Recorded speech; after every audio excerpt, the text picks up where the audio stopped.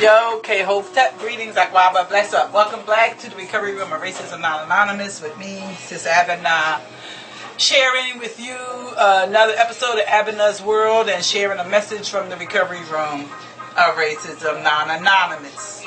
I came to, what do I want to talk about? There's always so many things to be talked about. There's so much that's going on, and it's so much to talk about. It's hard to know where to start. Okay, so right now I was thinking about the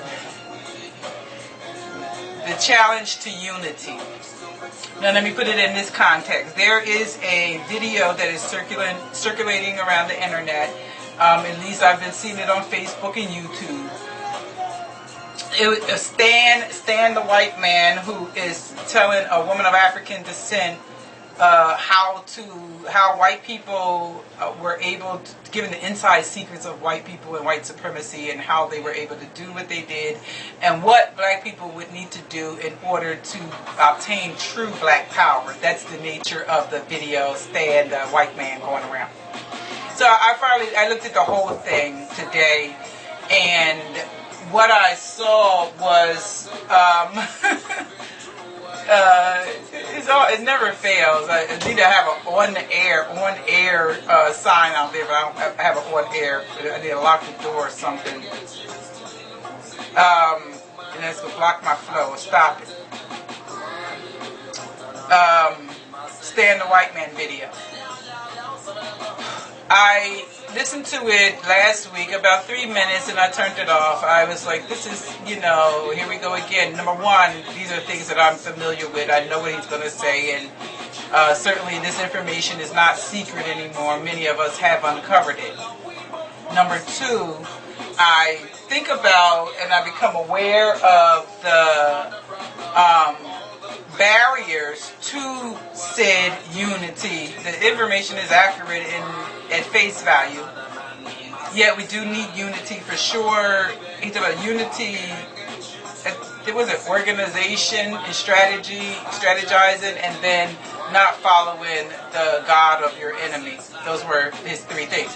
So I've been focused on this thing called unity, because like I say, I'm true to the cause of unification, or I'm true to the cause of liberation via unification and utilizing the tool of healthy and effective communication. And it is that point, I know, healthy and effective communication that creates the greatest rift and keeps us separated. I thought about some recent experiences. One, it's like how we are seemingly just programmed to buck each other, to compete with each other. That is the competition, to compete with each other. We have been so emotionally, harmed that any slight, there's so many perceived slights and threats and attacks to ourselves that everybody is popping off with, whether they are aware of it or not. It's happening. I know when it happens. I see it with me, blah, blah, blah. But the competition shows up because I see so many of us, many people that I've worked to connect with, that where we have connected, whether we've talked in person, over the phone, whether I visited personally, whether we talked via internet forums, chat, social networks.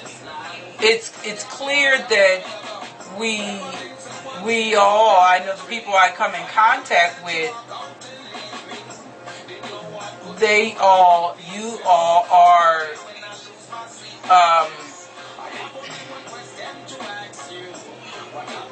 it's like what was I going to say? We're all sort of ride the same wavelength. We have the same depthness of passion, knowledge, the level of knowledge and creativity that people bring. It's like, wow, I can see how this goes with this and how we can use this and link this up this way, and look at what we have. Yet we can't seem to really come together in a way to develop that unity and then organization And you know, it it's just so sad, but it's a competition. It's a competition. I thought about my last work experience and the woman of African descent who was spell bent on assuring that I was fired because it's like it was about competition.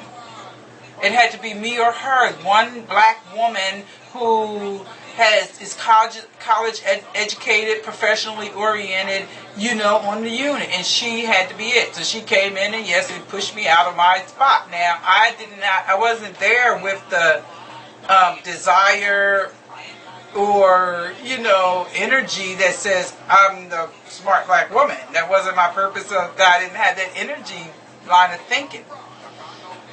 So the kind of push out of position, it's like I really wasn't bucking for that position. I'm here to serve the people, and I just want to make sure the people get what they need. And I just so happens that I'm intelligent enough to know how to ask the questions, to know what they need, to know what the laws say and what the right thing is. And I know that everybody there are spell bent and, disregarding all of that. And it's not about serving the people. It's about serving them some shit instead of sugar. That's what it is. And I was just reminded of that experience in relationship to the realization of just how low this nation is right now and where we are, what we're getting ready to experience over the course of the next 6 to 12 months. It's like getting worse, and that's kind of what the competition that really keeps us at each other's throat. As opposed to building with each other, it's like we are all racing and competing seemingly against each other. And that's just so, it's sad, and because it seems detrimental to everybody's individual and therefore our collective goal and cause when we have this levels of competition going on and this sort of sick way, practicing the European cultural way of working together and organizing, thinking and behaving as if we're Europeans and according to their culture and the standards that they have set. We follow those standards, and it's a problem for us. That's part of following their white man's religion, expecting that we're going to obtain our liberation and restore our power within ourselves for ourselves, and doesn't seem to be working. And that's what I come to talk about and encourage us to think about and look at what we might want to be doing different. What can you do different in your own individual life, and what can I do different, and what can we do different as a collective? So that's the question. So until next time, peace.